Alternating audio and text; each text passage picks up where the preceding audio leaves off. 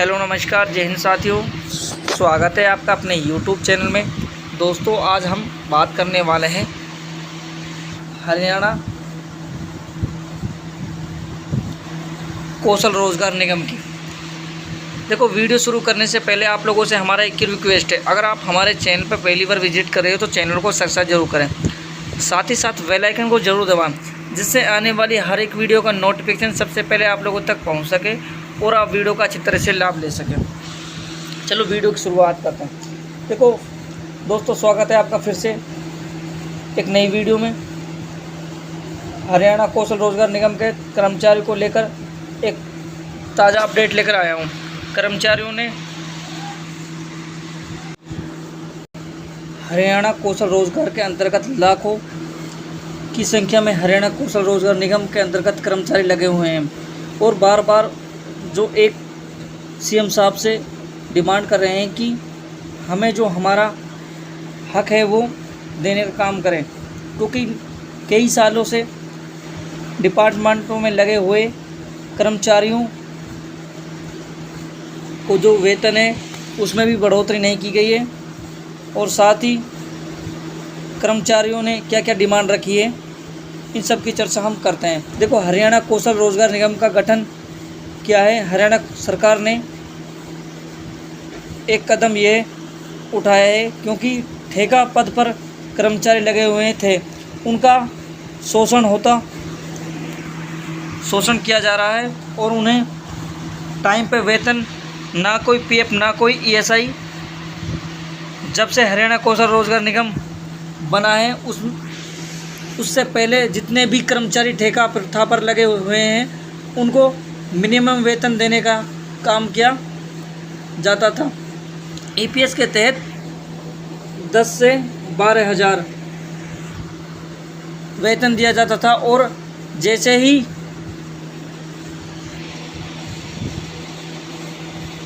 एसकरण की तहत उनका वेतन है जो उसमें बढ़ोतरी की गई। उनका वेतन 17 से 18 हज़ार के आसपास उनका वेतन रखा गया है और ये भी, और जो साथी ऑलरेडी ही मिनी वेजू के तहत लगे हुए हैं उन्हें 5 से 6 हज़ार का जो बेनिफिट है वो दिया जाता है। अब हम बात करने वाले हैं कि जो हरियाणा रोजगार कौशल निगम के तहत जो कर्मचारी हैं उनको, किन कर्मचारियों को परमानेंट किया जाएगा।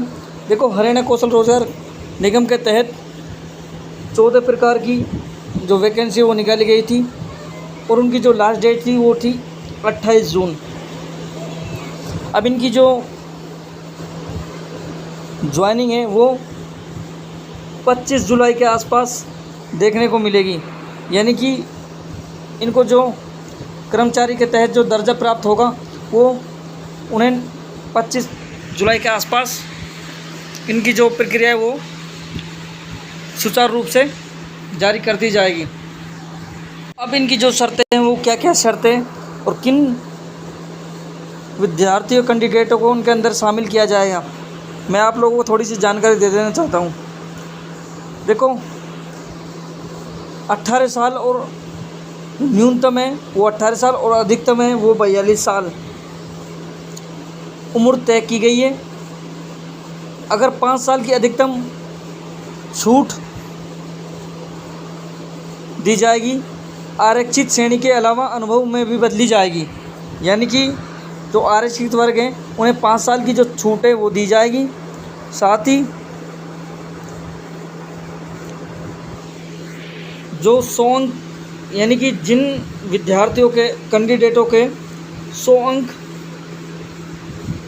या 90 अंक बन रहे हैं उन्हें ही इस भर्ती प्रक्रिया में शामिल किया जाएगा। अब मैं आप लोगों को बता देना चाहता हूँ। देखो, 40 अंक तो पारिवारिक आय के दिए जाएंगे, यानी कि जिनकी आय 1 लाख रुपए तक है तो उन्हें 40 अंक, अगर उससे अधिक है 180 तक है तो उन्हें 30 अंक और 180 से 3 के बीच में है तो उन्हें 20 अंक दिए जाएंगे। इसी प्रकार 3 लाख से अधिक है तो उन्हें 10 अंक दिए जाएंगे। उसके बाद उम्र के 10 अंक,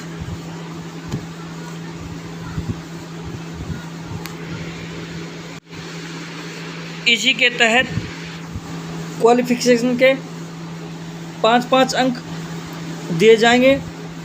साथ ही सामाजिक आर्थिक मापदंड के 10 अंक दिए जाएंगे, यानी कि अनाथ होने पर 10 अंक मिलेंगे। अगर ये 25 साल तक के उम्मीदवारों को मिलेंगे। अगर कोई औरत विधवा है तो उन्हें 5 अंक का फ़ायदा, यानी 5 अंक एक्स्ट्रा दिए जाएंगे। साथ ही मैं आप लोगों को देना चाहता हूँ कि हरियाणा रोजगार कौशल निगम के तहत जितने भी सभी कर्मचारी हैं, इन सबको जो इनकी ज्वाइनिंग है वो 25 जुलाई के आसपास जो इनकी प्रक्रिया है वो चालू कर दी जाएगी। और जिन कैंडिडेटों के 70 से प्लस अंक आ रहे हैं उन्हें ही इस प्रक्रिया में शामिल किया जाएगा। धन्यवाद, मिलते हैं नेक्स्ट वीडियो में।